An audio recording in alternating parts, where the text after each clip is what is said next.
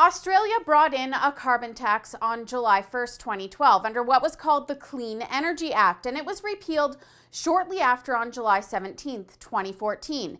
Canada and Australia are very similar. We have similar GHG emissions. Australia has a significant oil and gas sector and a reliance on coal for cheap energy.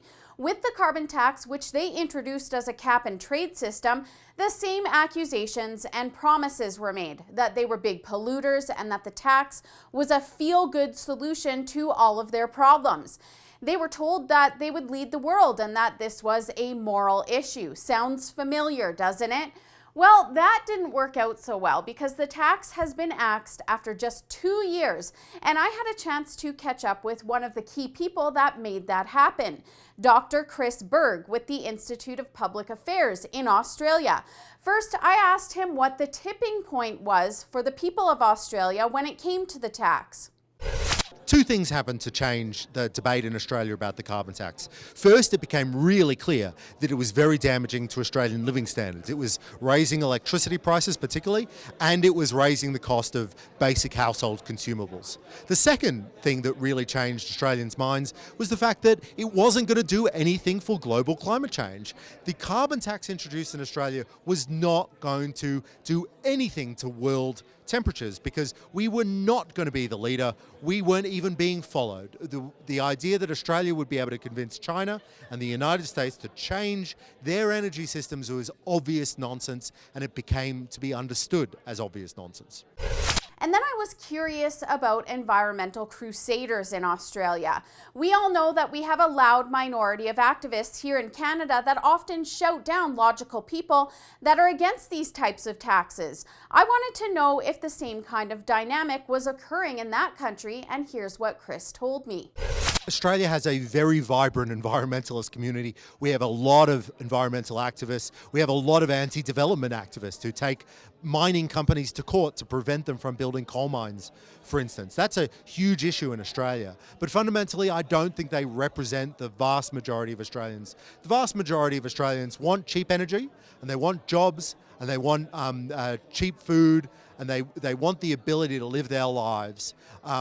They don't want runaway global climate change, but neither do they think that a tax in Australia is going to do anything to stop that. And of course, the NDP government continues to tell us that we won't be hit by this carbon tax. But there are always added costs. Many that are in support of the tax deny these claims.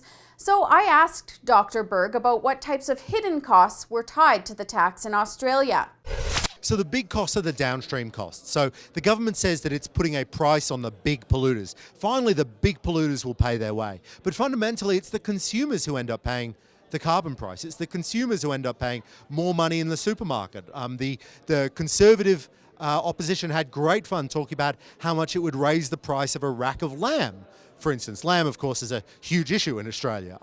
The idea that we would have to pay more for basic consumables, for food, for electricity became the really toxic part of the carbon tax, and it really became the basis of the politics around it.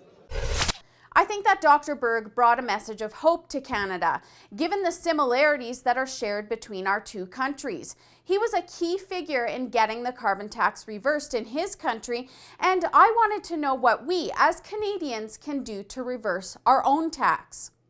I think it's important for Canadians to understand the cost to consumers, the cost to individuals about the carbon tax. It's not taxing the big polluters. It's not taxing large corporations and shareholders. It's taxing Canadians. It's taxing Albertans. It's going to show up on their electricity bill. It's going to show up on their at the supermarket. It's going to show up when they fill up with gas. This is how it affects individuals. Fundamentally, the environmentalists don't want us to use the cheapest energy available. That's going to hurt Canadian living standards, just as it hurt Australian living standards.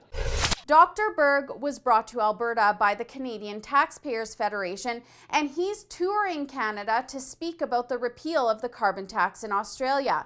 He'll be speaking at several events throughout the week, and for more information, you can visit taxpayer.com. For the Rebel.media, I'm Holly Nicholas. Thanks for watching. Did you hear about our big plan yet? We are growing here at The Rebel and we need your help. Visit thebigplan.ca for details.